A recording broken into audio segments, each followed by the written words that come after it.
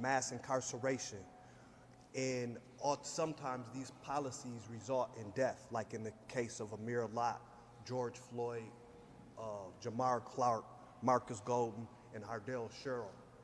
So we're here today in solidarity to demand, one, that the officers who murdered Amir Locke be arrested, charged, and fired from the police department.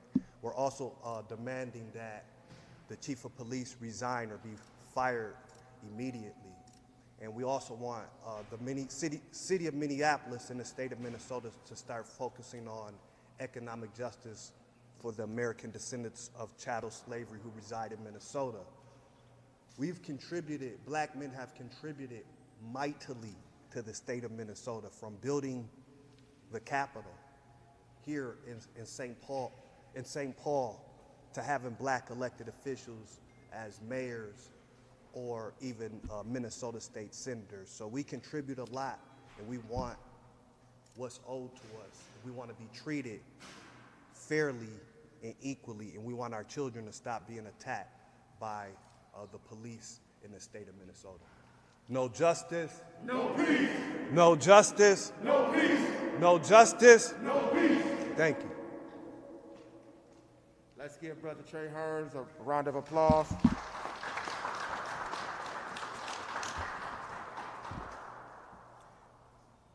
As the owner and president of Hope and Healing Counseling Services, I am a mental health practitioner.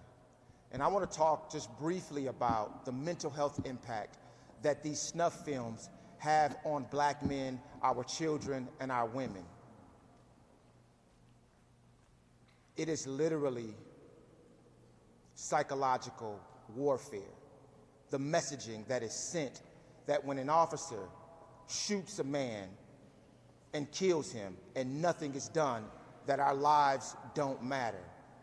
Minnesota, the city of Minneapolis, the message that you are sending us is that our lives do not matter to you. We need you to understand very deeply and strongly the impact mentally that these incidents have on our community. It creates another trauma on top of several other traumas. And we are struggling every single day to get up, to stand up, to go and face this country and do what we have to do to take care of our families, to feed our families, to look out for our community. And we need this all to end. We need you to acknowledge it, we need you to recognize it, and we need to see policy changes that will impact us positively versus negatively. The next speaker we will have, amazing brother, who I love working with, is Jaylani Hussein, Executive Director of CARE.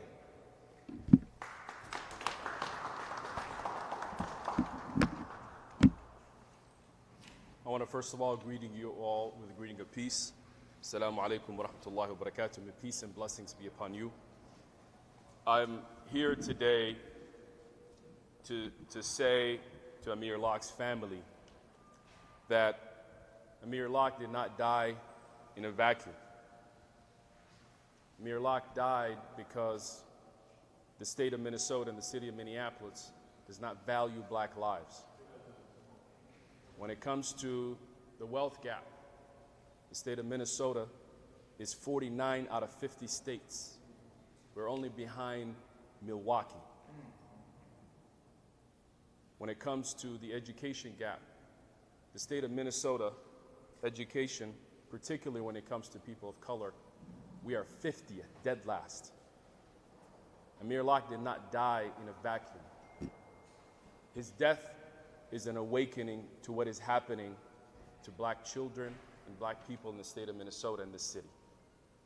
Mayor Fry refused to acknowledge the humanity of Amir Locke. If Amir Locke was white,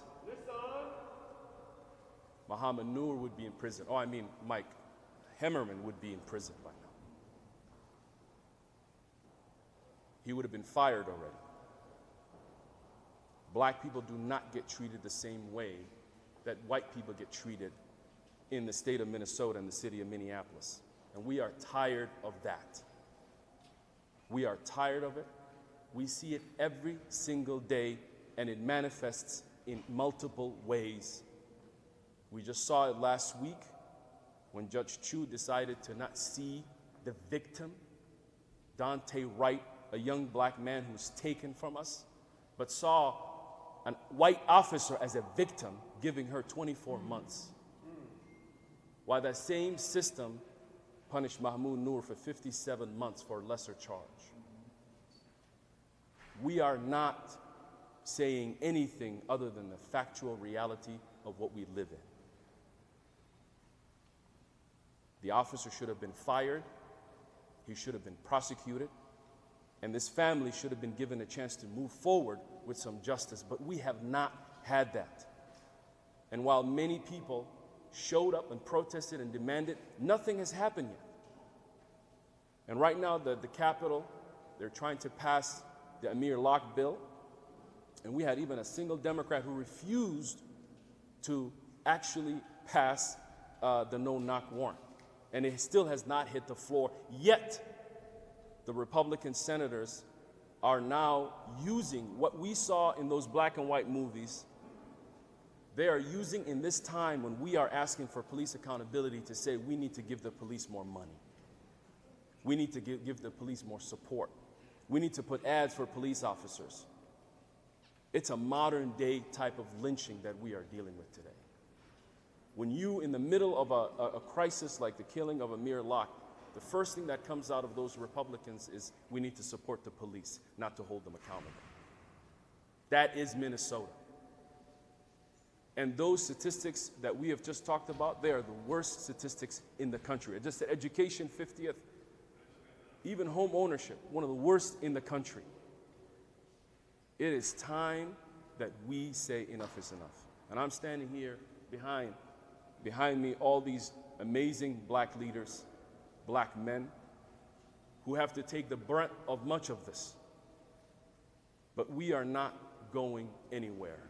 And we are digging deep into the energy and the sacrifices of generations before us who stood up in these types of moments and sacrificed so much to bring justice to our people and to our country. We are tired of being a nation that is interested in fueling wars, but not interested in taking care of its own people. And today, more people care about what is happening in Ukraine than what is happening right here in Minneapolis. What is happening right here in Minnesota. They're going to spend more money talking and preparing for a war than actually addressing the issues here. When we talk about reparation for descendants of slaves in the state and this country, it has become a language that many politicians run away from. But only it took 18 months of a pandemic, and now the state is giving out millions of dollars to pandemic workers. How about the injustice that has been happening in this country since its foundation? How about we recognize that pandemic?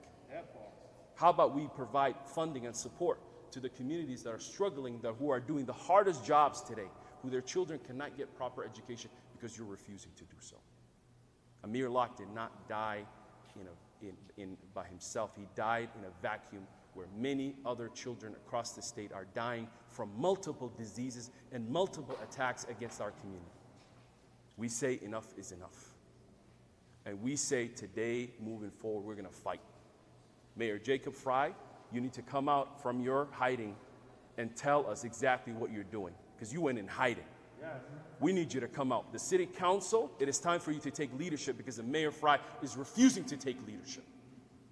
And for the governor and the state leaders, it is time for you to stop talking only about inter-community violence and talk about state violence that you commit against our communities and hold those police accountable. We will fight every single day, and we will demand justice by any means necessary.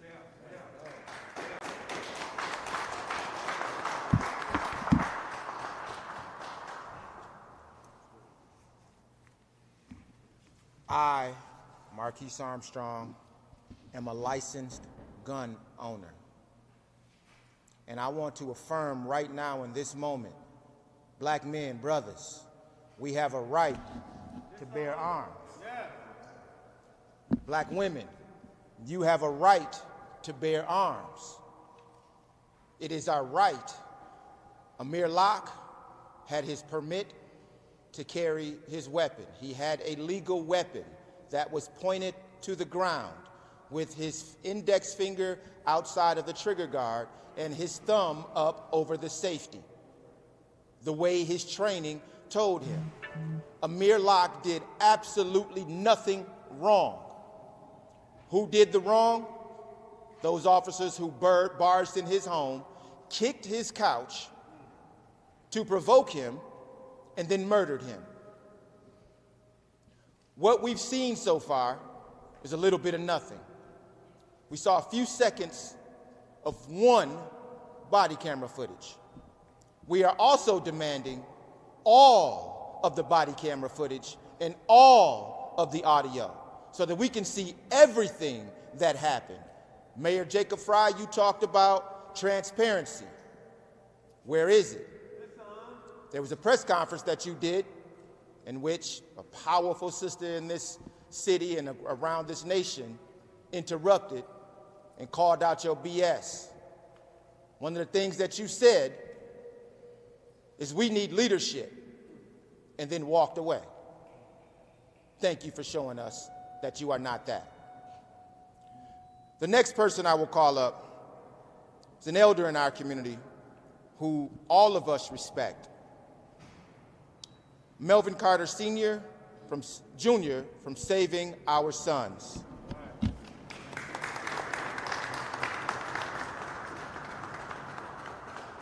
I want to thank everybody for being here. And aren't these guys wonderful? You guys give yourselves a round of applause. Because you guys are my future. You know, I'm in my middle 70s and I don't go out the door easily, let alone cross the river. And when I got a call from Brother Eliza, I had to rise to the occasion just to support the youth, the future. You know, I'm the library that's trying not to burn. And so I want to do the best I can to help you guys set yourselves up. I want to talk about, my prayer every day is that my presence be perceived as a blessing. And if not being perceived as a blessing, I want to be a blessing, one way or the other. But I want to talk to you briefly about some things that are important to me that I've learned. There are about two things I want to talk about. My two biggest advantages in life was coming into this world and realizing that that all the odds were against me. That was one of my biggest advantages is coming to that realization. My second realization was that my best wasn't good enough. But my third one was probably I needed to get a better best. You know, and you get that through thinking and devotion and dedication and things like that. And always approaching a situation with a solution in mind. I want to reflect just a minute and say that I went to the doctor the other day. And at the doctor's office, they gave me 21st century medication. I got a plane the other day, and I expected and anticipated 21st century aviation. But when you call 911, and officers show up, they're the only occupation that I'm seeing that's insisting on pre-Civil War Reconstruction technology and situations, to the extent that you had the Federation blatantly rampaging corruptness with a carnival of corruption, and the Federations and the Minnesota Peace Board are the culprits. And so I just want to say that for a minute and take a breath. It's been a while since I stood before a camera, so I got to kind of settle down. But these young men are the solution. You know, I started a program, Save Our Sons, back when I was a police detective, and I saw these young brothers being swept into the system in ways that other children weren't. And so I'm trying to pluck them out, and I'm grateful for those that we've been able to help and help them stay out and get out. You know, I'm seeing that a lot of times the brothers that have been in, the minds that are incarcerated are best minds. You know, I think that having been incarcerated is now a credential, you know, that I think they can teach, they're in position to teach youth stuff that those of us who've been fortunate enough not to have that experience, that we cannot. And so when I was in the doctor's office, the nurses weren't campaigning, the Nurse Federation, and they were campaigning for some Civil War medication. And so I think you get my point. But the last thing I want to say is that when we started to Save Our Sons, we called a group of men together just like this, and it was astonishing the difference that we can make in the boy's life. A lot of young boys just waiting for us to come and get them and make some sense. It's astonishing how when we come together and engage and even invade some of these young guys in ways that help them, it's astonishing the results that we can have. One of the young brothers said, Mr. Carter, you tell us to quit gangbanging and quit slinging, but tell me how to do that. You know? And so the question is how to do that. And they're asking us that question.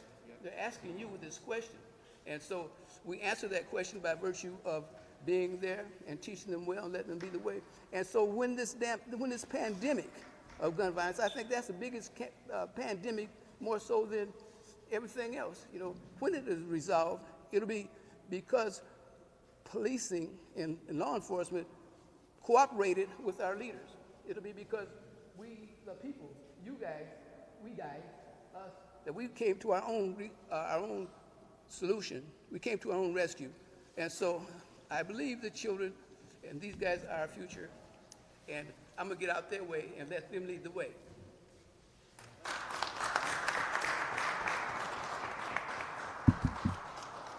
It is always a pleasure to have one of our elders amongst us. He has so much knowledge to feed us, and we have so much energy and creativity to send back up to him. So thank you, Brother Melvin, for being here. Say his name. Say his name. Say his name. The next voice you will hear is that of one of my good friends, Grammy-nominated member of Mint Condition, Brother Rick.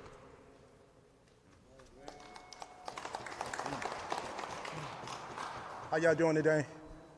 I'm here because I care about the community, and I care about my people, and I care about all people. This is getting real close. I know Amir Locke's dad. I've worked with him. He's on Mint Condition Records. What's next? My kid? One of our kids?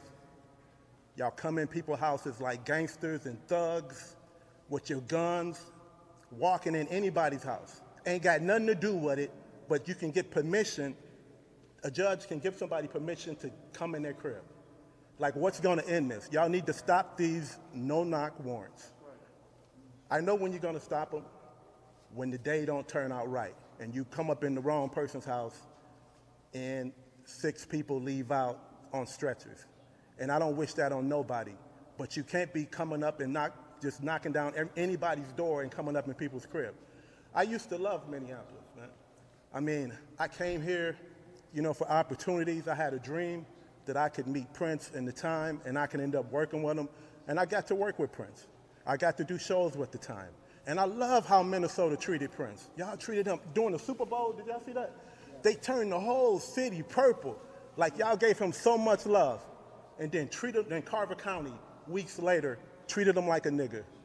Released all of his photos in his house. This man was private, released every photo, pictures of his toilet, pictures of every pill, pictures of his body, disrespected the family, the community, the whole world. Prince was a legend.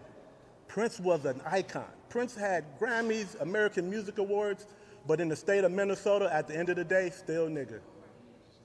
Y'all gotta do better. And y'all gotta start treating these people better. Justice for Amir Locke.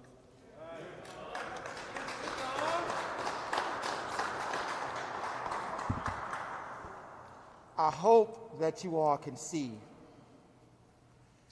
the varying men who are present, all black, from different careers, Senior Melvin Carter was a career police officer, did an amazing job over in the city of Minneapolis. Would love it if you would be able to train future officers to show them how to serve our community with compassion and love and genuine concern for the community that it serves. The next speaker that we will have is Dr. Williams of the Racial Justice Initiative. Let's give him a round of applause. Thank you, Marquise. A couple of people have mentioned Nikema Levy-Armstrong today. And I realize in this moment that many people are concerned about and thinking about what's happening in Ukraine, and celebrating the fact that you have anti-war protesters who gathered today under threat of death to challenge the naked aggression of Vladimir Putin with regard to the Ukrainian people. What's disappointing to me is that people did not recognize the tremendous strength and courage it took for Nikema Levy-Armstrong in that moment to speak truth to power in our community, to affirm the dignity of black life. The reason this is unacceptable is because on the eve of the Chauvin trial, they asked Pastor Herron at Zion Baptist Church what he thought the outcome would be, and he said, "I don't know, but the challenge in our community is we've seen this movie before. So many times before we can recite the lines." And the reason that was so powerful when Pastor Herron said that is because if you go back to 1989, it was his father, Curtis Herron, who was challenging the Minneapolis police who entered the apartment of an elderly black couple on a no-knock warrant, used a flash grenade, and killed both of them. And in that moment, they asked the chief, John Locke, "Are you going to get rid of the no-knocks?" They didn't even charge the officers. And the reality is, we look at the history of this, we can go to 2010 and talk about Rakia, who was in South Minneapolis, no-knock warrant. Police come in, use a flash grenade, and burn her leg to the bone. No charges on the officers. No knock. And they asked the police in that moment, "You're going to get rid of those no-knock warrants?" See, we talk about epigenetic harm in our community, unfortunately, because the reason we talk about being able to recite the lines is we can go back to 1975, when a 13-year-old boy is shot in the back by the Minneapolis police, when Willie Mae Demings testifies before the Minnesota Human Rights Commission and talks about the officer that put the knee on her neck and put her in the hospital for 8 days. And then she's charged the following year for assault on a police officer. We could talk about Plymouth Avenue, gentlemen. We could talk about all the great black men and black women who have challenged inequality in our community. People like Gleason Glover, people like Spike Moss. Many would argue now their names are not familiar to us. Martin Luther King would say it this way: they've been lost in a thick fog of oblivion. But in talking about Rosa Parks, he mentioned on that day in Montgomery that one case stands before us now with glaring importance, and that is the case of Amir Locke. We wanted justice for Jamar Clark. We wanted justice for Philando Castile. We wanted justice for George Floyd. But we want more than justice for Amir Locke. What we want is genuine change in this community. What we want is a recognition of our human dignity. What we want is for people to recognize that if we are to be one Minnesota, it can't just be just you. It has to be just us, all of us. And so in this temple of bronze and marble, where we celebrate supposedly the strength and power of the great state of Minnesota, recognize what Arthur Cunningham said in 1975 when he made national news, in the same way that our sister Nikema Levy-Armstrong made national news when he said, "The Minneapolis police have declared war on blacks and Indians."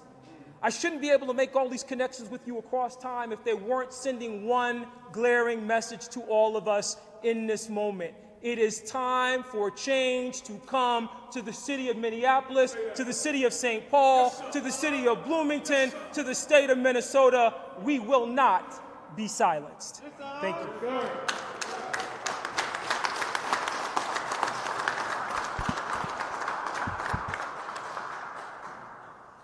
Dr. Williams, ladies and gentlemen. This next brother who I will call to the mic, I remember when I met him. Unfortunately, Philando Castile was murdered. And I saw the pain in his body. And I did not know him at the time. But I just reached up and hugged him. And he began to weep in my arms. And I encouraged him, let it out. Since then, he has taken up the charge. He has answered the call that God has on his life. And I'm talking about none other than Representative John Thompson. Right.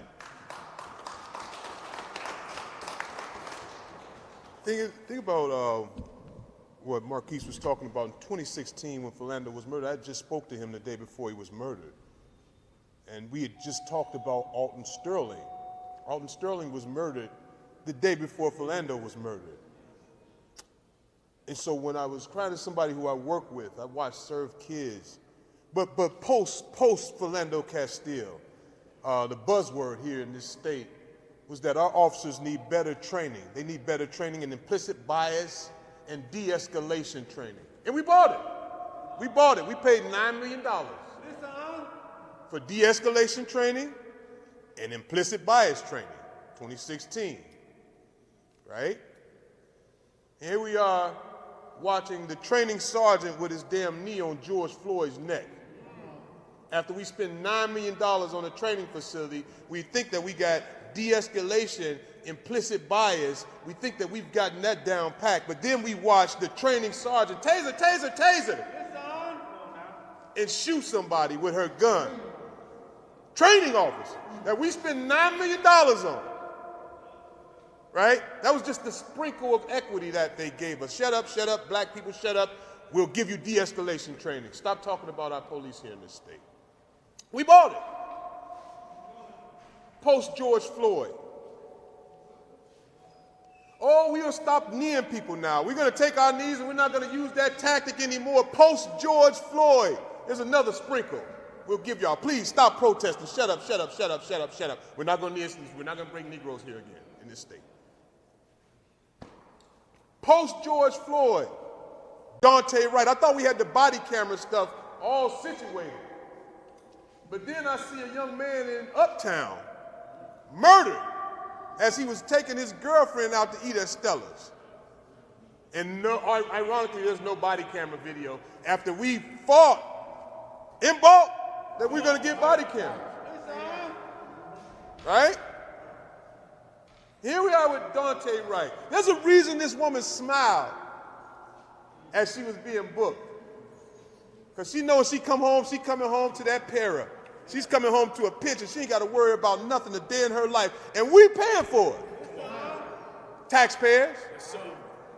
See, I've been here for a while, so when Minnesota show you who they are, please y'all believe them. Believe them. Black men are not innocent until proven guilty here. We're guilty.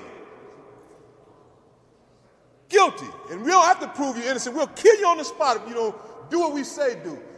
Turn over, get on your knees, lay on your back, bark like a dog, meow like a cat. I don't know what you want me to do, but I just want you to take me to jail if I'm going to jail, but don't kill me. Now here we are. Dante Wright, George Floyd, Philando Castile, Cordell Handy, Hardell Sherrill, and the list just goes on and on and on with names of black men who've been taken from us by the people who're supposed to serve and protect us. And we ask for reform. But keep in mind, Martin Luther King and Betty Shabazz' husband asked for police reform in '65. And here we are in 2022 asking for the same thing. I don't think that they understand. We may need to change what reform means. Because reform don't mean give us sprinkles and sprinkles and sprinkles. Reform means give us a full reform or blow the system up. I never stood before this microphone and said, defund the police, and nor have they been defunded. They haven't been defunded. But since we're marching and protesting here, we're not going to police y'all area in Minneapolis. We're going to let them run wild in Minneapolis. I'm watching what y'all doing here. Don't be mad at my brass delivery. Be mad at what they're doing to black men in this state. Because if you were investing in education, we have some of the worst education disparities in this state. If you were investing in culturally intelligent mental health providers in this state, if you were investing in jobs and economic development And not putting our money in the BIPOC pot, by the way, for African Americans here in this state. Not the BIPOC pot, not the posse pot. I don't even know what BIPOC is. As a matter of fact, when I was in high school, BIPOC wasn't even a word. It wasn't even an acronym. They were calling us niggas. African American, colored, black. Now all of a sudden we BIPOC? These systems have never changed. These tactics have never changed. Only the faces. They call us Antifa for standing right here, asking for what we are due. You see, this place has no problem taking their hand and sticking it in our pocket and taking our tax dollars. I think we do have a say as to how our tax dollars are spent here in this state. You see, I watched my colleagues have a press conference just the other day announcing that they're asking for $30 million in our education budget to give police scholarships, while our governor asked for $300 million for police. Why they can't dip into the $300 million pot? They got to dip into the education pot. They got to dip into the higher ed pot. They got to dip into the behavioral health and human service pot. They got to dip into every pot in this doggone state, and that takes money out of my community. And then they stand in front of this podium and say, we're going to do something about the crime in Minneapolis. They politicize our pain. Our blood is being politicized, not only in this state, but all across the United States. People are talking about the uptick in gun violence, but what they're not telling you is they only gave the people $1,300 in a stimulus package. Who wouldn't rob somebody? They shut the whole damn state down and give you a couple of $1,000s and say, get it, make it on your own. Well, we've been used to pulling ourselves up by our bootstraps, but what we will not tolerate is you watching our kids die on our watch and then complaining like you're going to do something about it to win political seats here in this doggone place. No, you need to do something about it. Not only with the police, are we going to get more judges, we're going to get more prosecutors, we're going to get more officers. When you going to get more resources to the teachers who happen to be going on strike in a couple of weeks? When we going to do that? Because we could have took that same $30 million and gave it to the teachers. But who want to educate? You used to beat us for learning. Now we call it an achievement gap. Who want to educate what I can make money off of? Our young brothers are being sized up for jumpsuits in 6th grade right now. Right now. Who's putting these guns on the streets?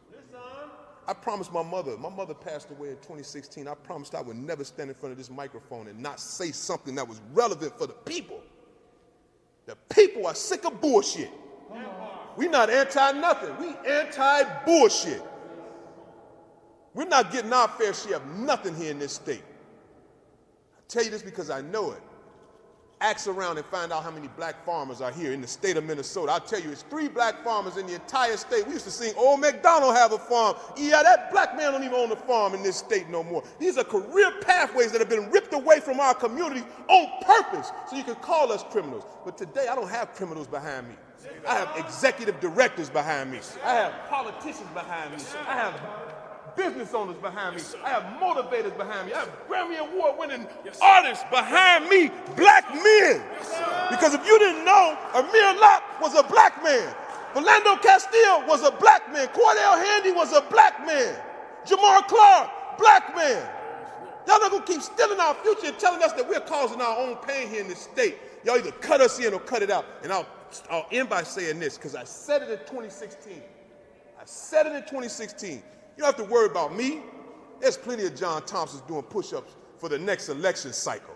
There's plenty of John Thompsons. You don't have to worry about me. But what you do have to worry about is people who are just like me, that are sick and tired of watching you politicize our pain and act like we like it, because they're coming for your seats too. I love y'all, man. Thank you so much for having me. Say his name! Say his name! Say his name! Thank you.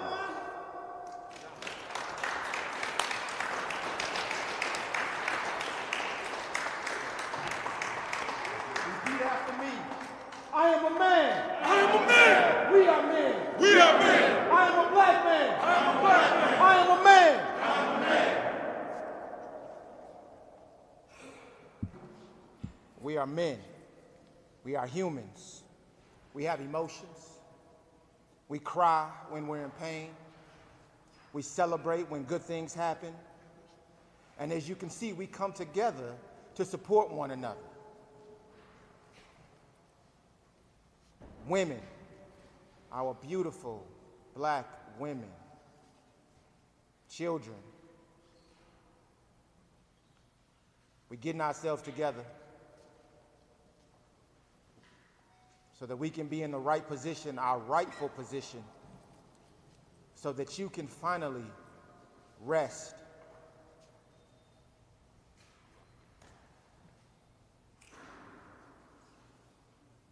The next brother that I'm going to ask to come up and speak has been in this community for over 30 years. He's a transplant from Chicago, Illinois. Came here for a better life. And that he did. He created a better life for himself. At one point, he was a radio personality, comedian, and hosted many events in my early 20s where we could all go and celebrate and have fun. And since then, he's taken a more serious role. He's the founder of Doorstep Foundation. And Doorstep Foundation is doing amazing work with our youth in the community. He organized a mentoring program called Den Brothers for young men, helping to mentor and guide them in the right way. And most recently, he and his wife started Deb's Girls to help young women in the same way. Unfortunately, he lost his daughter to gun violence, to community violence. So we are here not just speaking against the violence that police commit against us, but we're speaking against all forms of violence. Does not matter who the perpetrator is. The outcome is the same. The pain, the grief, the loss is the same. So without further ado, my brother, Andre Debonair McNeil.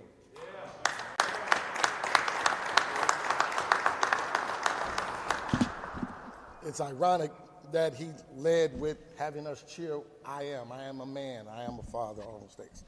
I normally, typically start out when I host my mentoring groups by introducing myself as I am a 52-year-old black man, native Chicagoan, father of 4, husband, ex-felon, former drug dealer, star baseball player, and member of this village.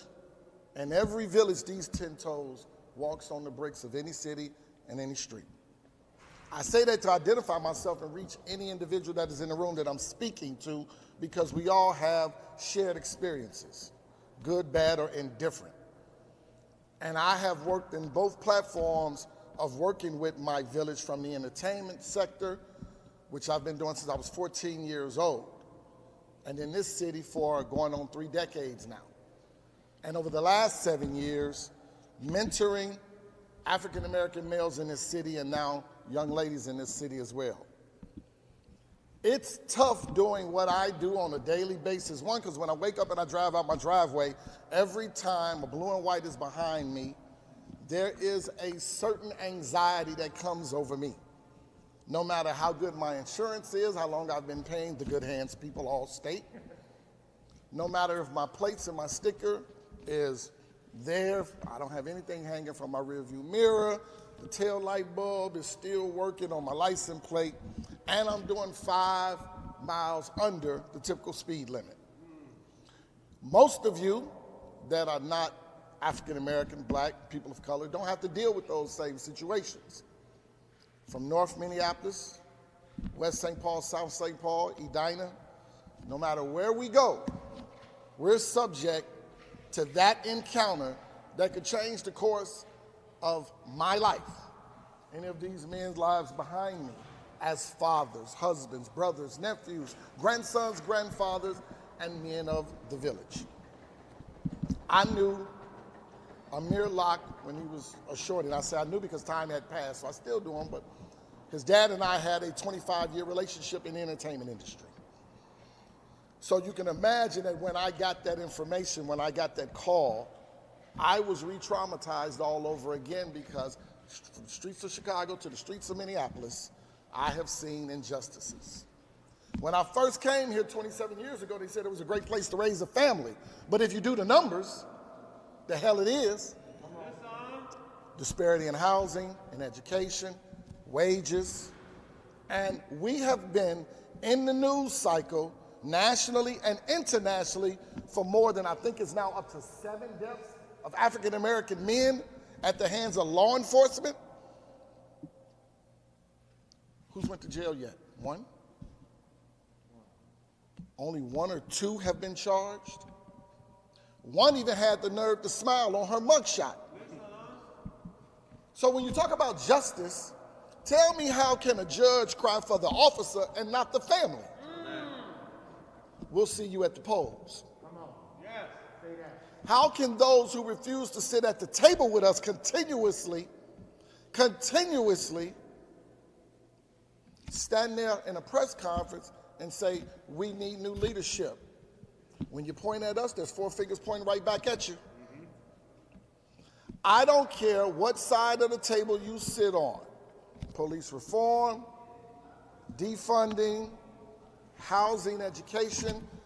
You are failing your community. And you have been for quite some time. When the numbers came out, I think it was about 6 years ago, that we were below Mississippi. We were below Mississippi. And we have X amount of Fortune 500 companies here in this state. How can you call yourself successful? And as a person who is there elected by the people for the people. Reform, transparency, and justice has not taken place in this state by your own actions and accountability, and most by your choices. Show the numbers. Let's talk about from day one when you said body cams were a necessity and it would aid in police reform. Release the data that shows how many times an officer was disciplined for turning off their body camera, for failed body camera. Show us the data, but first show me the definition of police brutality and excessive force. And I bet you it'll show those 6 to 7 cases of the black men that have died at the hands of law enforcement right in Webster's dictionary. And yet nothing has taken place. No change has been made.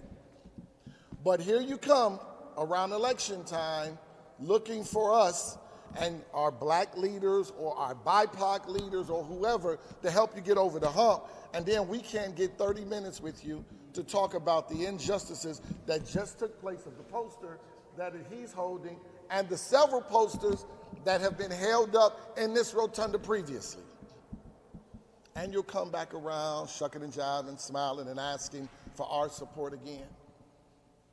You may ask us to help you get to the Olympics here in the city. You may ask us to build another stadium.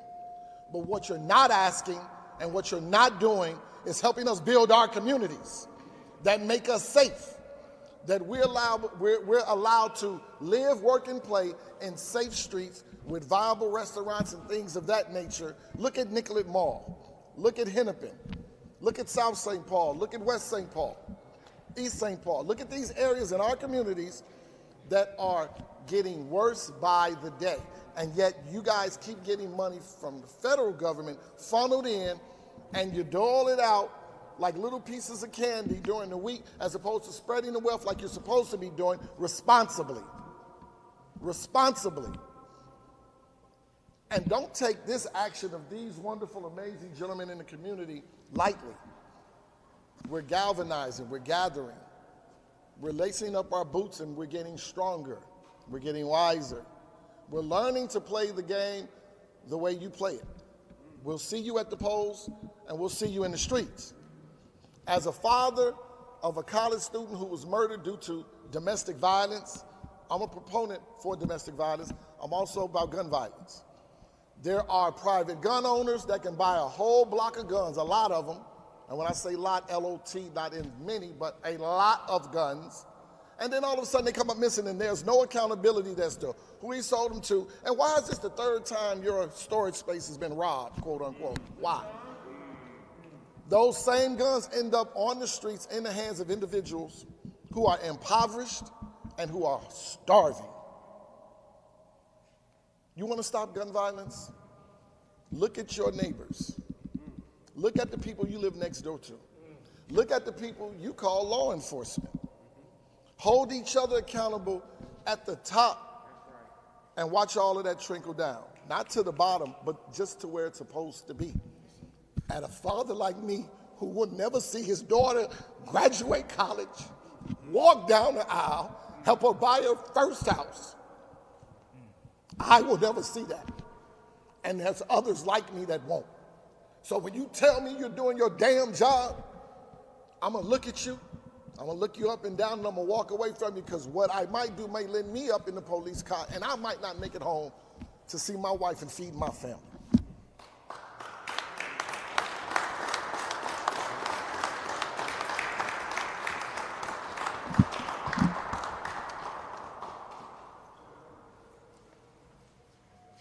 There's an organization out that many of you know called A Mother's Love.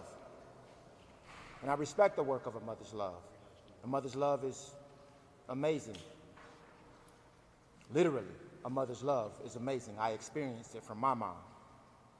And at the same time, a father's love is just as powerful and just as strong. Brother Andre, thank you for being willing to come out and speak, because I know that you are still struggling with the loss of your daughter that should not have happened.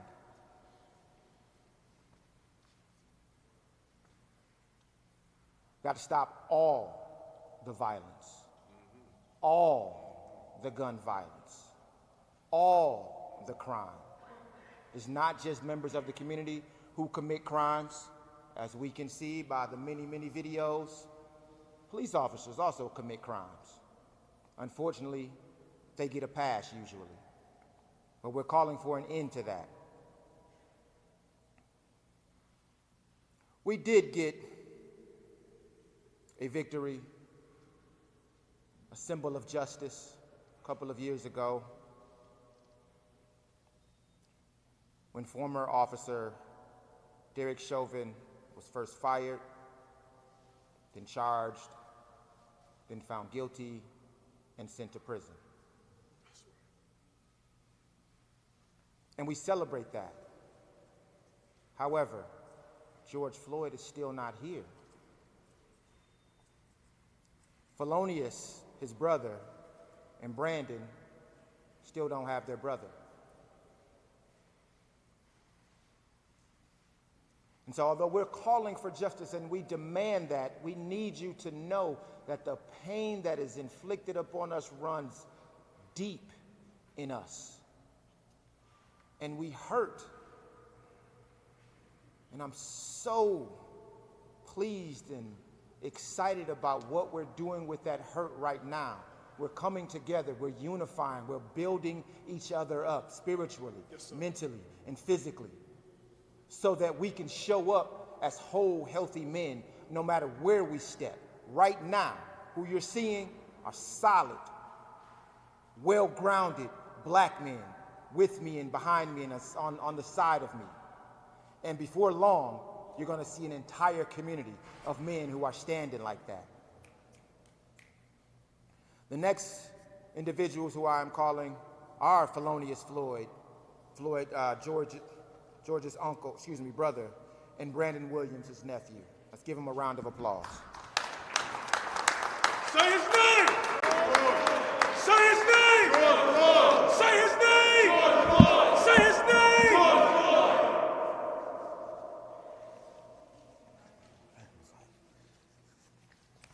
As y'all know, I'm George Floyd's brother, Felonious Floyd. I'm here with my nephew, Brandon Williams, who George raised like a son. And I'm here with my best friend. Yes, sir. Yeah, he's a hero. Him, Darnella Fraser, all. So I said that to say this. Every time I come to Minnesota, it's always a problem. We came down here for George, but instead, Dante Wright was murdered. We spoke up for him. Then we come down here for this federal case, and you look up, you see another child being murdered. Amir Locke, he was 22 years young. He's a young man. Sometimes I think about the wrong places lead you to the right places. I just want to know this. How can people be more upset with a cop being fired than a black person being murdered? This is why I'm seeking justice for two justice systems, one for black America and one for white America. This is terrible. Y'all think this is the criminal justice system for a reason? Nope. This is the criminal legal system, and justice has nothing to do with it.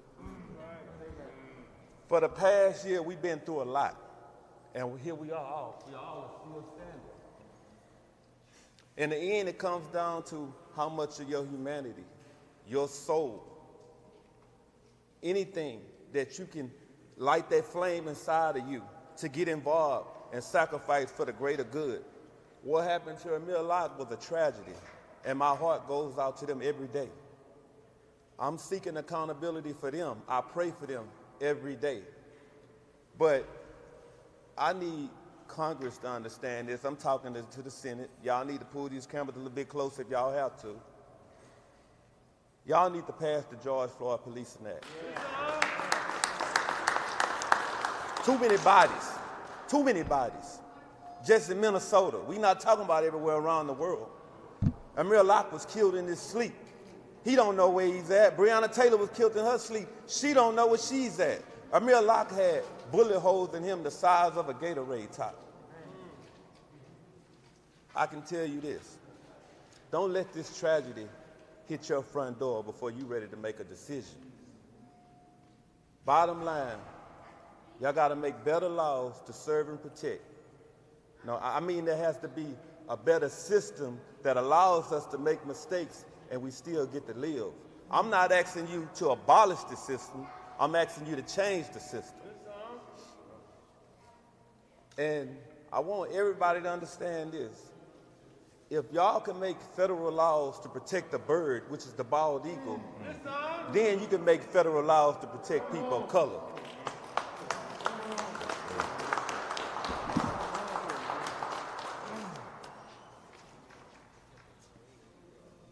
I'm Brandon Williams, the nephew of George Floyd.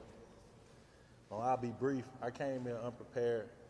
We were awaiting the verdict of the the three former officers, that's responsible for murdering my uncle. Right now, in any second, we can get a call saying that the verdict is in. We're a little emotional about that because we all know how that goes. So let me say this. Being that I'm unprepared, I had one word that stuck in my head, and it is racism. And so often they tend to make everything, they tend to say that we make everything about race and try to make us look like angry black men. But as I look around, I see a lot of great black men behind me. But my only question is, are we wrong for being angry if we are angry? You don't have to deal with your brother or son being pulled over because of something hanging in his rearview mirror and he's supposedly accidentally shot and killed by an officer reaching for a taser. We don't get to go to Burger King after shooting up a church and killing several people. If you look at the Kim Potter verdict, 18 months for a black man's life. You reverse the roles, and that's a black officer killing a white person. 18 years wouldn't even be on the table. So we can make it about race, or we can't make it about race.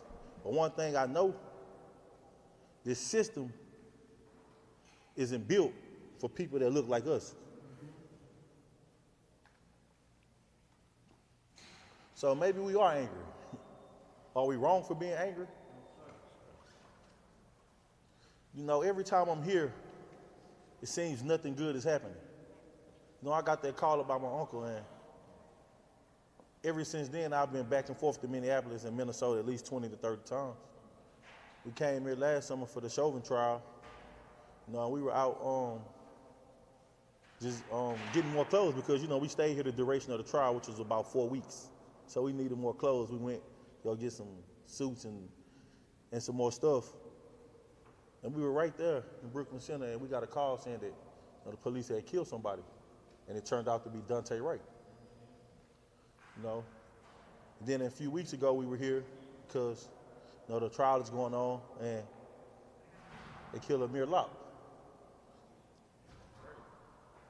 Again, I can't make this up, like he said. For what? They don't serve no-knock warrants in the better neighborhoods because they know exactly what they're designed for. Nothing good comes from those no-knock warrants. Well, one thing comes from them, black people being killed. Breonna Taylor, beautiful black woman, was killed in her own home while sleeping, while the police served a no-knock warrant. And I'm real close with that family. And the officer, instead of being on trial for killing an innocent black woman, he's on trial for shooting a bullet through a wall. A wall.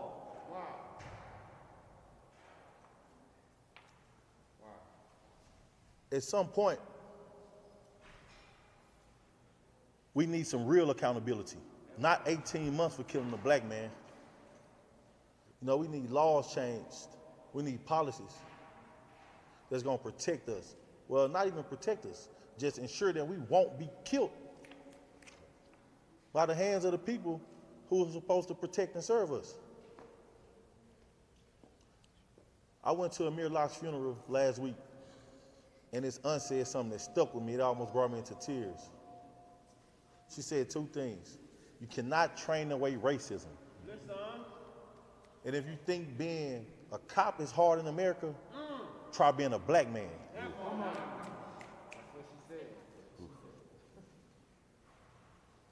What's so hard about being a black man?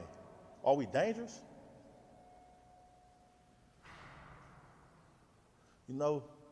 I can go on and on, but I'll close on this. Let's pass the George Floyd Justice and Policing Act. We need accountability. We need better policing. And the next time I come here, I hope it's for a good reason, which is the passing of Amir Locke bill. Let's ban these no-knock warrants.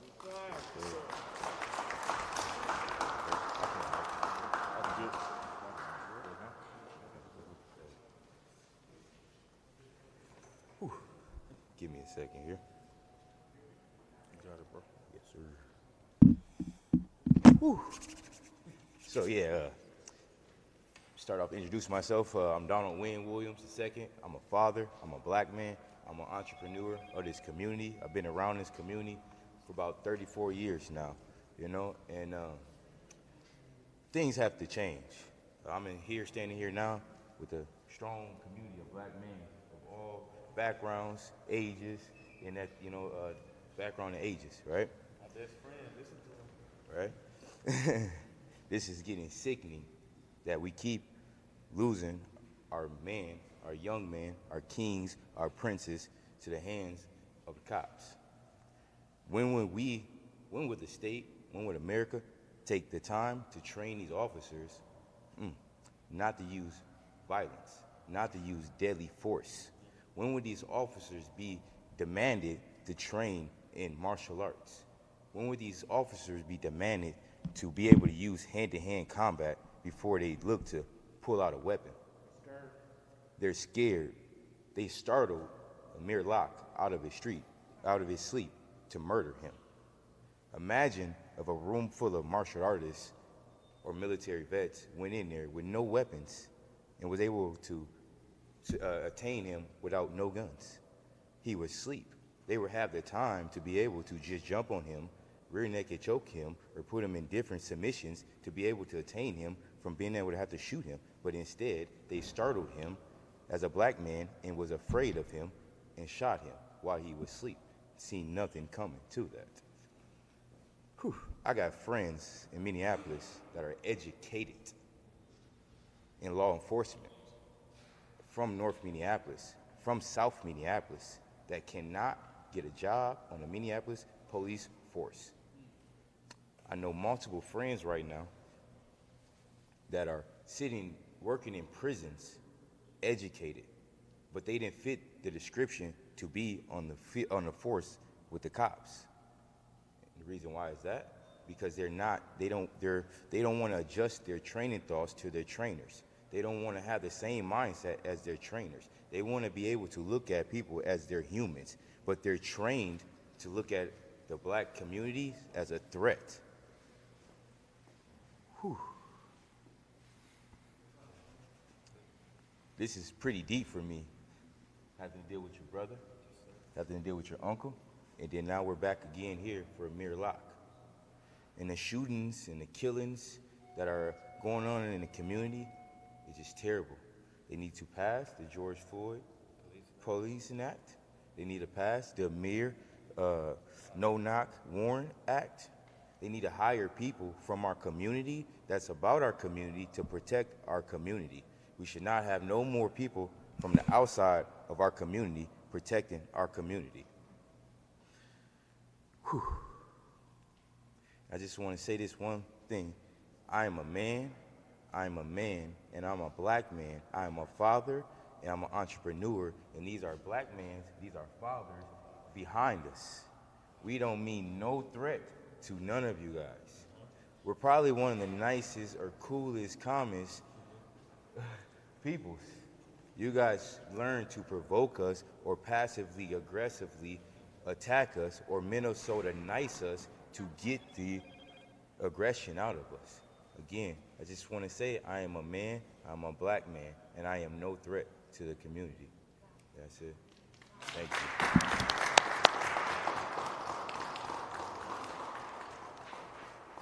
Everybody always talking about police reform, how we can change this and change that.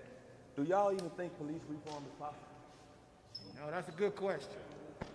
That's a good question. Because We haven't seen it. Haven't seen it because it's like every day or every other day I'm watching the news, I see a black person being murdered in custody or out of custody, handcuffed or nothing. It's a terrible situation to be in, to watch somebody that looked like you being either choked to death or shot to death in broad daylight or in home.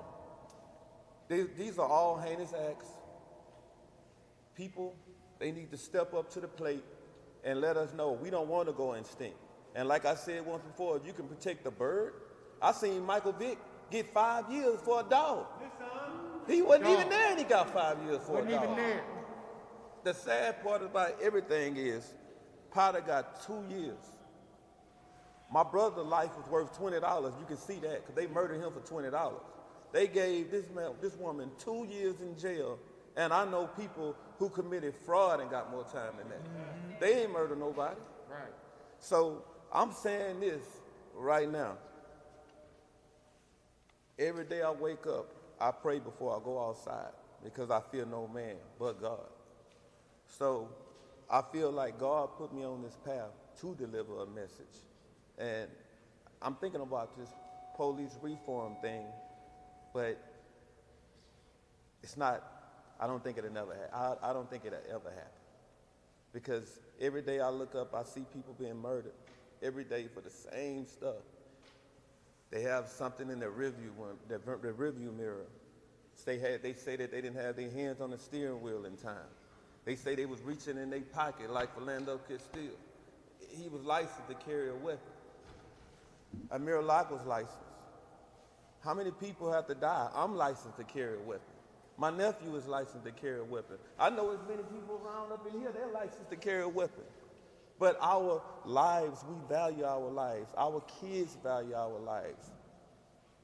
This is a community that's supposed to be freedom for all. Not for one, not for half. It's supposed to be equal justice. So if you all think about passing this George Floyd Policing Act, we won't have to talk about police reform. We don't have to talk about anything. Show it to us. Show it. That's all it takes. Show it to us. And when you approach one of us, I always remember, communication is the key. Mm-hmm. Communication equals information. Because if this was happening to one of these kids that was representing one of these white universities, everybody would be in jail right now who they thought did it. Because when you see one of us, you just take one of us. You don't have to know who it is. You have people in jail now, 60 years, 50 years, didn't even commit a crime. because it happened in a community and they walked by in that community that they say they didn't supposed to be in, it was them. We having too many problems, man, and I'm tired of coming to Minnesota. Tired.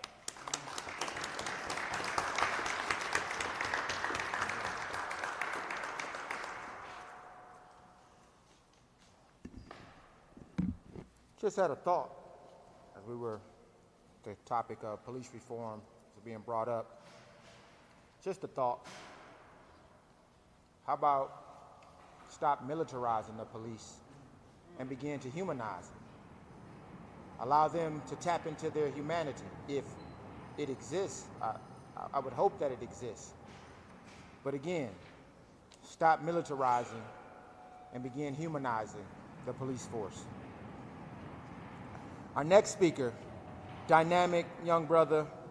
I've had the pleasure of working with him on my wife's campaign, getting to know him on an intimate level. I consider him my little brother. Elijah Darris, Executive Director of the Minnesota Freedom Fund.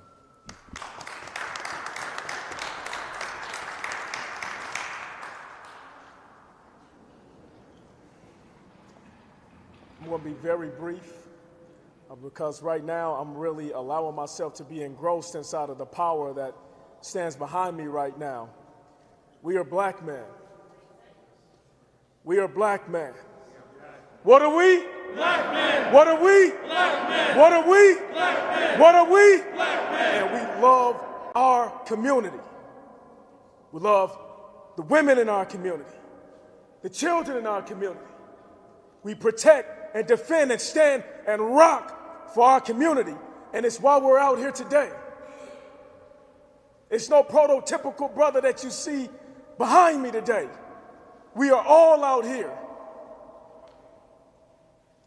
And we're all speaking in the same voice. We're speaking in unison in terms of what we want.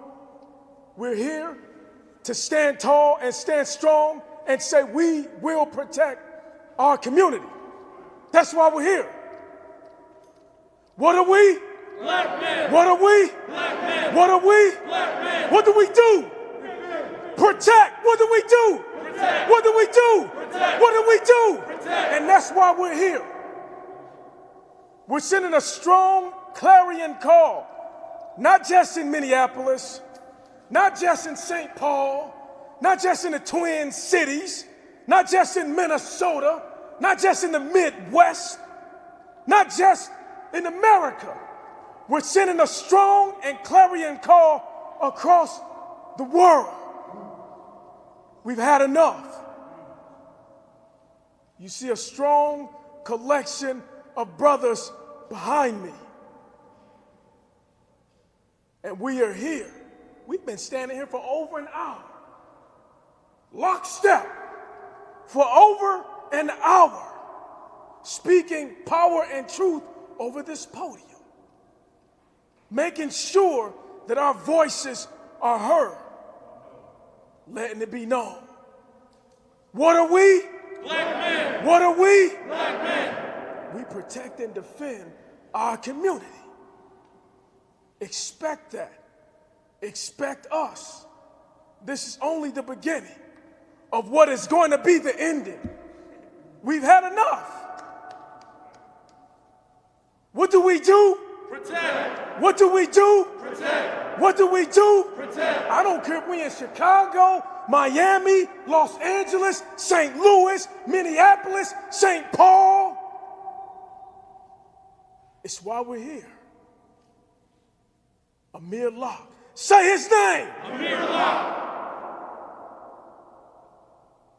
Breonna Taylor. Say her name. Breonna Taylor. George Floyd. Say his name. George Floyd. We've had enough.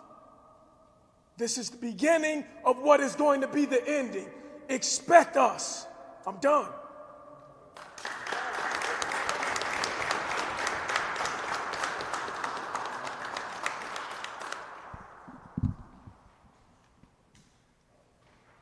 Thank you, Eli.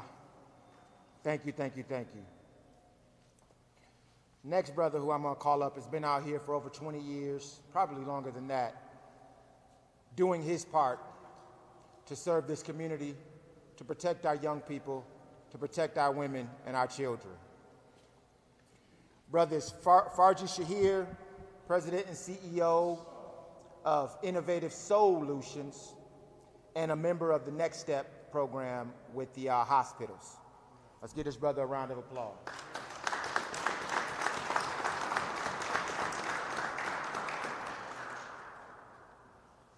I like to keep a low profile. If you ever meet me, it's not a good thing. That's how I like to keep it. I'm one of the founding members of the Next Step team at Hennepin County Medical Center, and I am in the front lines every time somebody is shot in our city, or somebody from our team is on the front lines every time somebody is shot in this city. Last year we had 610 shootings. About 80% of those were African American men. And right now, I just want to come as a father, active community member, a businessman, entrepreneur, a leader, mentor, all of the things that I do when I'm not on the clock. That's how I come today. Because as a black man, we are not recognized as being American citizens right now. This is something that has been historically going on since the beginning of the American population, and it's something that is embedded in the fabrics of the American culture to this day.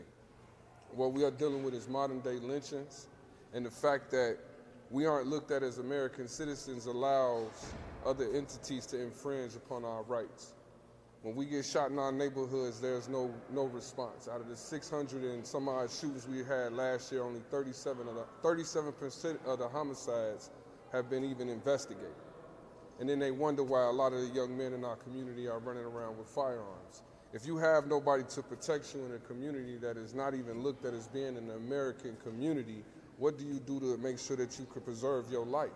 Especially in an area where there are shootings on a regular basis. Like I said, 37% of the homicides have been investigated from last year. That's a small number. And now we have young men in our community that have to do what they can to protect themselves. Amir Locke did not deserve to die that morning.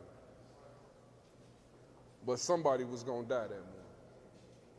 That no-knock warrant is justification for the police officers to react in the way that they do. For one, they are already in fear of us. So any slight movement, somebody was going to die that day. I don't feel safe in America.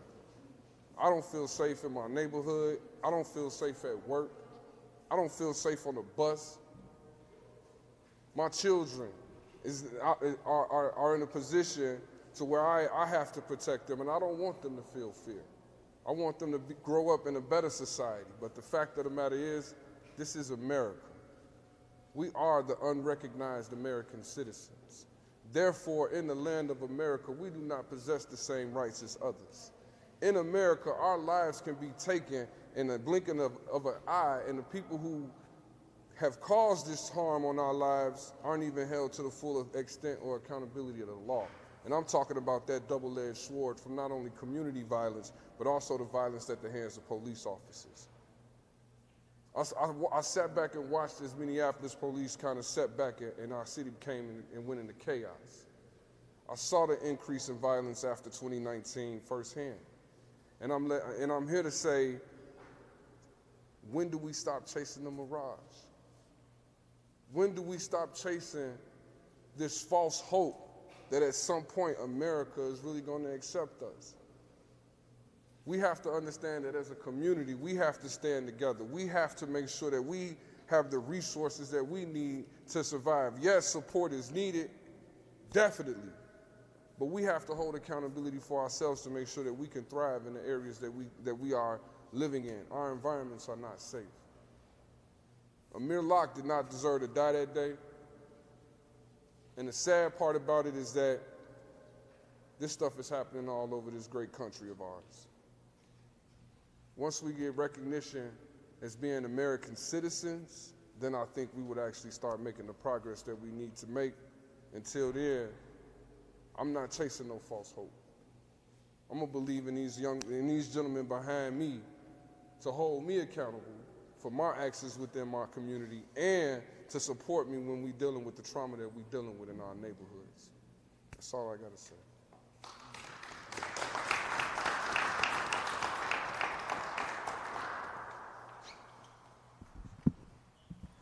We aren't just making demands. We aren't complaining. We angry. We should be. But more than that, we're activated. We out here doing the work that needs to be done to change things in our community. Next speaker, very powerful brother. Met out on the front lines. Believe he's an actor. Know he's also in media. But he also wears that hat, that infamous hat called an activist. Toussaint Morrison.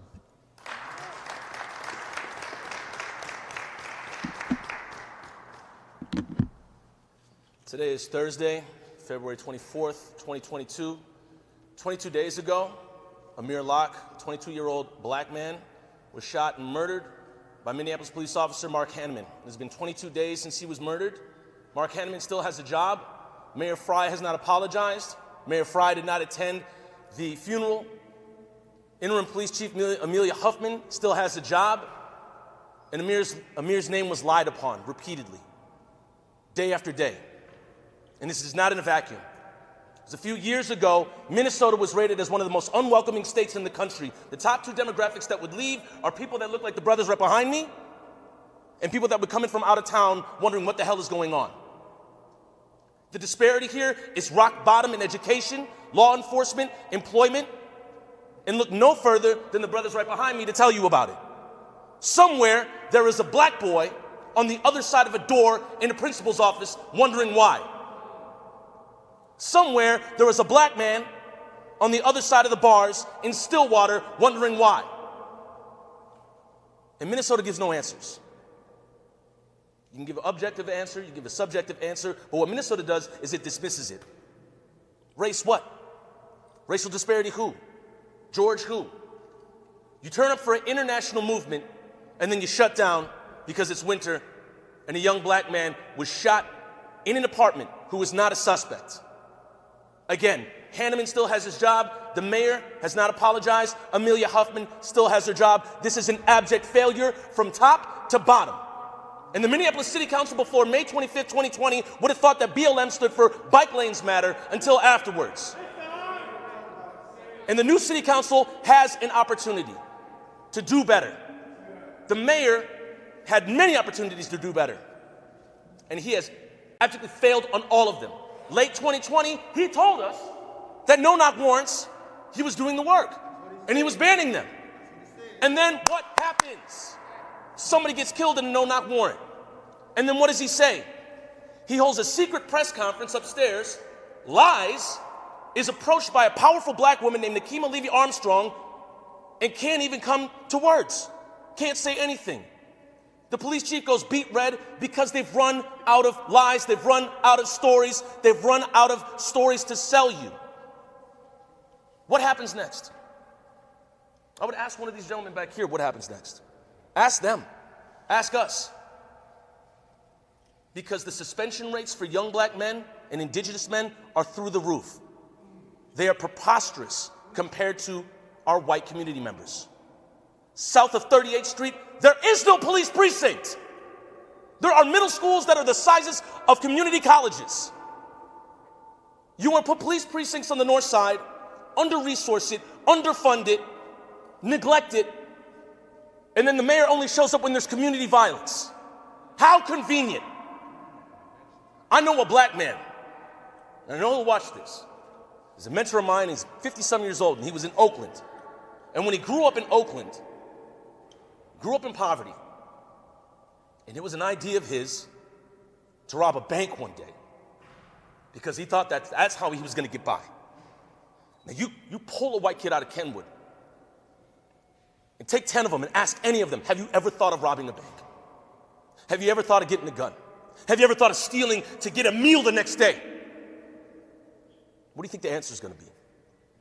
This state is so backwards, it is selling you BS and hoping that you'll feed off on it. They're hoping that the winter is going to continue and be long, so nobody's going to go out into the streets and hurt any of the precious property, because it's been property over people since the beginning, since the colonization of this damn country. Let's just be realistic.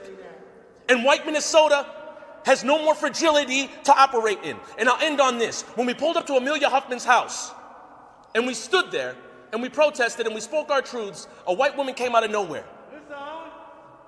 She did the same thing that many of the news outlets did here. Star Tribune, their headline was "Man Shot, Killed by Minneapolis Police During Search and Armed." Picture of the gun they showed.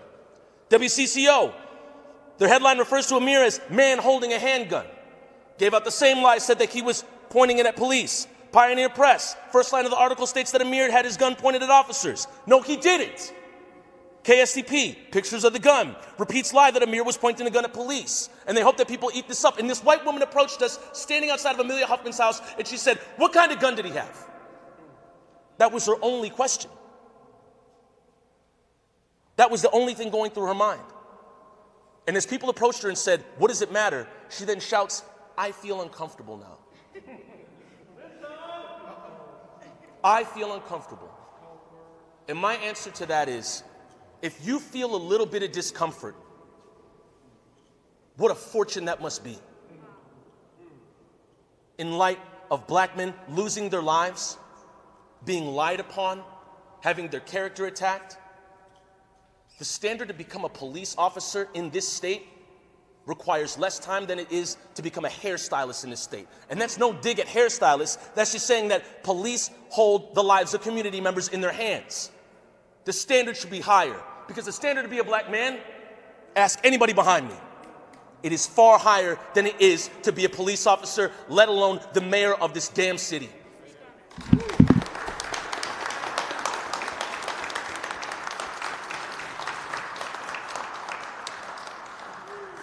Toussaint Morrison, powerful, powerful brother, powerful speaker. We only have 2 more speakers left, you guys, so just bear with us. Next speaker I call, brother, incredible story. You all, I'm sure, know his story. It's a pleasure to have him present, because we didn't think he would be present at all. Mayan Burrell, ladies and gentlemen.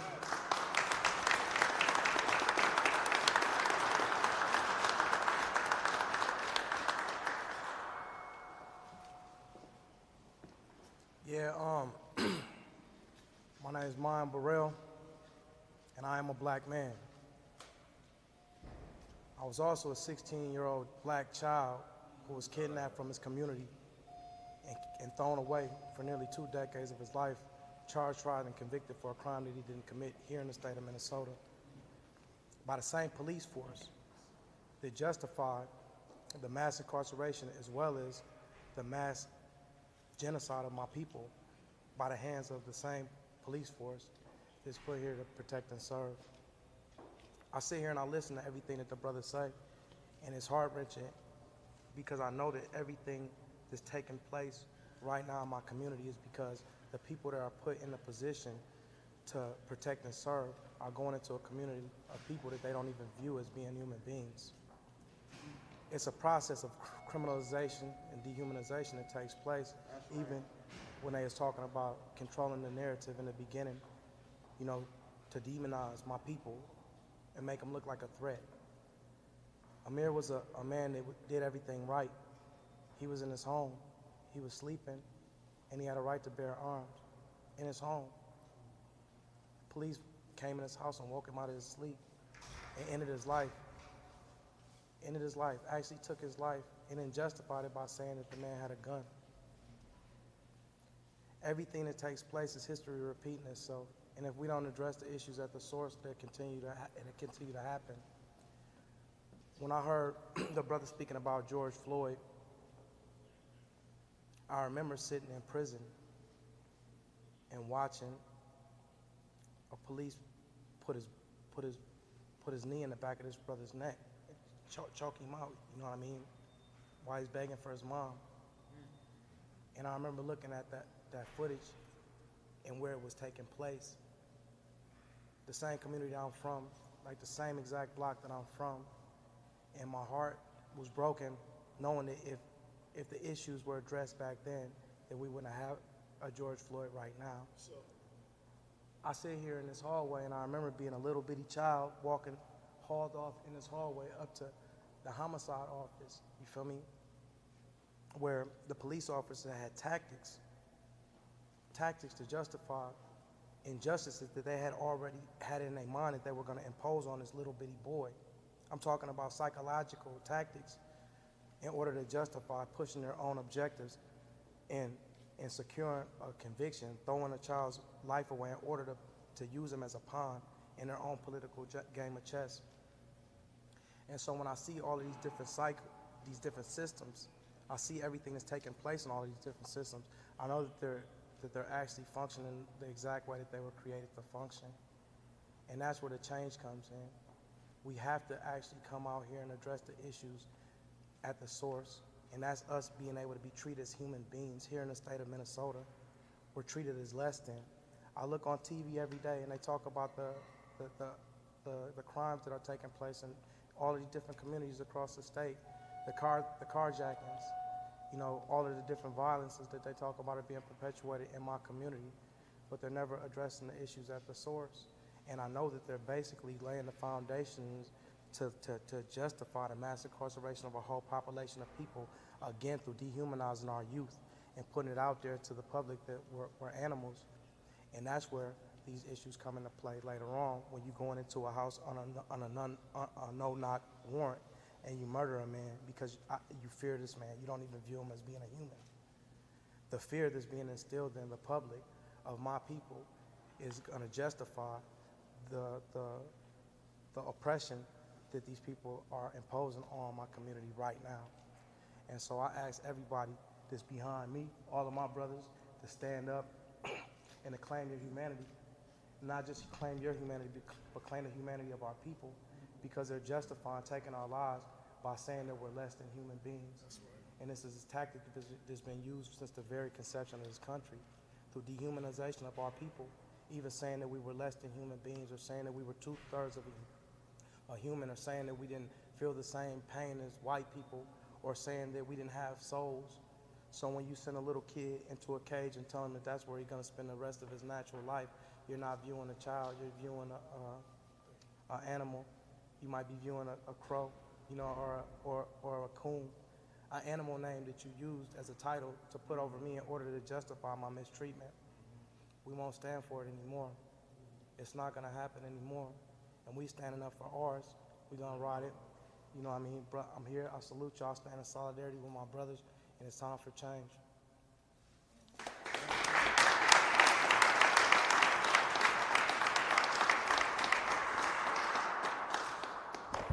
There's a lot of wisdom, there's a lot of knowledge, and there are a lot of things that reside inside of Mayan, and I cannot wait to see it all begin to manifest even more.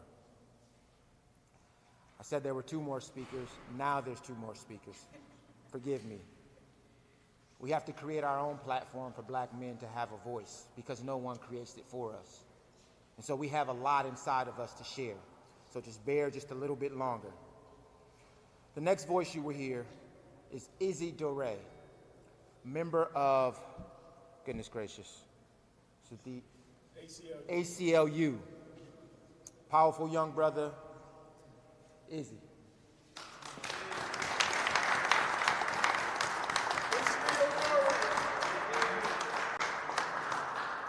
Hello, I'm Ishmael Dore, an organizer with the ACLU of Minnesota, and I'm also a black man. We're here to call for the firing of the Minneapolis police officer who killed Amir Locke.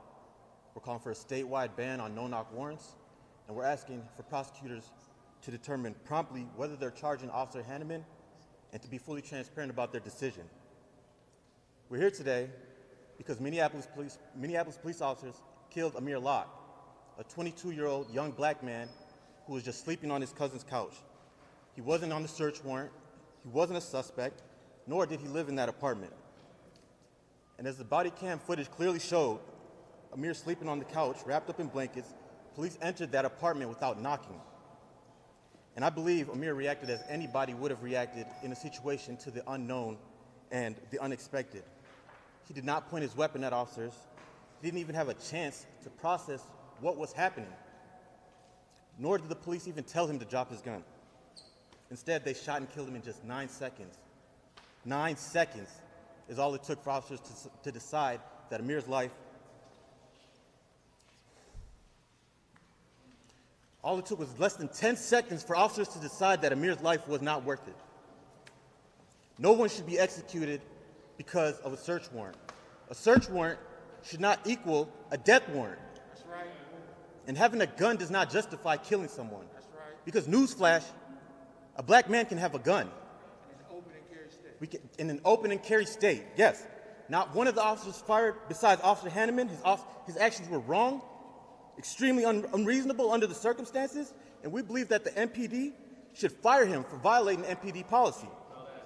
We believe the state at large must enact a ban on no-knock warrants. The city of Minneapolis and the MPD should also make permanent the temporary halt on no-knock warrants. Make it permanent. We also believe that prosecutors must come forth quickly with the charging decision and an explanation. With so much information already known, we ask, what are you waiting for? Amir Locke's family deserves answers. Yes. The Minneapolis Police Department has yet again left behind a family and a community to mourn. We put so much of our city's budget into these so-called professionals, and look at our results year after year. Waiting only adds to the pain. And on a personal note, as a black man living in this city, I see yet again that the city of Minneapolis and the Minneapolis Police Department have no interest in my service, safety, or protection here. So my question for the city and for the police, when are you going to get your shit together? Because there's only so much that a community is willing to take until a community fights back. Thank you.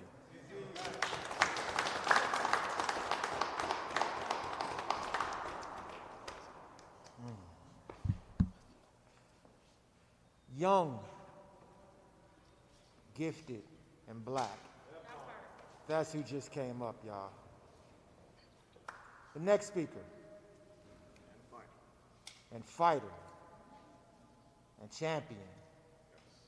Strong-willed, strong-voiced young man. DJ Hooker, ladies and gentlemen. Why, DJ?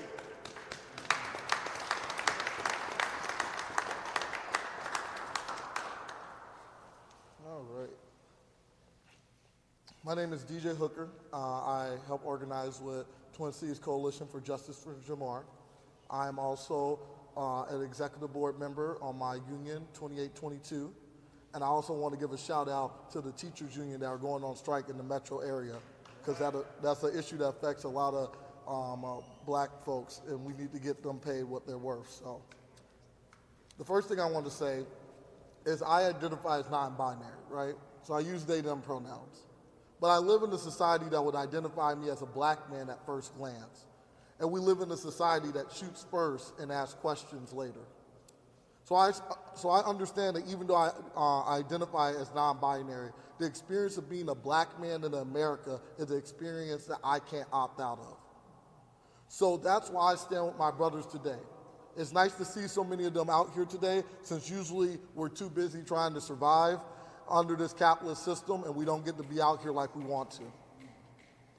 Being black in America feels like every day I have to check something off the list that I can't do safely. My question is, why can't I jog safely?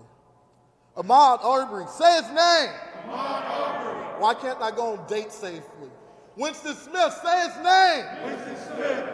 And they continue to show us that over 50 years after they assassinated Martin Luther King Jr., that one of the most dangerous things that black folks can do is dream. That's why they keep killing us in our sleep. Fred Hampton, say his name. Fred Hampton. Breonna Taylor, say her name. Breonna Taylor. Amir Locke, say his name. Amir Locke. The part that kills me is y'all want us to die silently. Because all y'all say is do it quietly, and the right thing will happen. And we've been trying that lately, and no one seems to care. and nothing seems to be happening. Y'all just want us to do it in a way that doesn't affect your lives so you don't have to think about it, and that you can criticize us from afar. When Eminem took a knee at the Super Bowl, he proved that taking a knee was never about the national anthem. It was always about forcing black bodies to suffer in silence. Even when peaceful protests, y'all keep killing us. We have all of these vigilantes that are hunting us down in the streets, or what I like to call them Batmans. You know, people that have a lot of money, people that have their white privilege, because that's their superpower. And they have the power to do the right thing and to help their community out in constructive ways, but instead they'd rather go out on the street and beat up and kill folks like Kyle Rittenhouse, who got off scot-free for a killing spree, for killing people who was standing up for Jacob Blake. Say his name! Jacob Blake! Like Breonna Taylor, who was killed in Uptown while protesting for Winston Smith. Say his name! Winston Smith! Like Brandy Knightley, who got shot and killed in Portland last week for standing up for Amir Locke. Say his name! Amir Locke! All of these folks were murdered for standing up for black lives, and it's not just our job, but it's our mission to make sure they didn't die and get murdered in vain. It is our job to see this fight to the end and to make sure there's actual systemic change and a cultural switch. Because just like the civil rights law didn't change things immediately, it was the cultural shift that was made later that did. Because until people start seeing us as human, those will still just be words on a bill. Yep. All power to the people! All power to the people!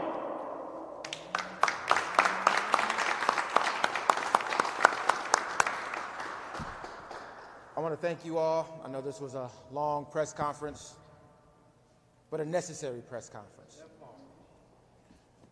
We as black men are standing up, standing together, standing tall, demanding, I repeat, demanding that Mark Hanneman be fired, that the chief of police either resign or be fired, and that the remaining body camera footage and audio be released immediately. Don't give us just 9 seconds when each officer should have had their body camera on.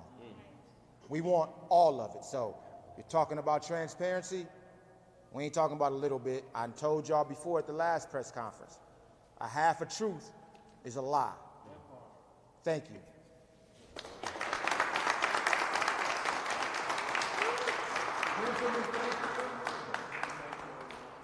Stay connected. We're going to continue to move. We're going to continue to meet. We're going to continue to bid. And Marquise Armstrong is going to be you all's press contact as well. Thank you. I'm gone, bro. I'm up out of here. Tap my shoulder. Yes, sir. Twan, what's up? We ready?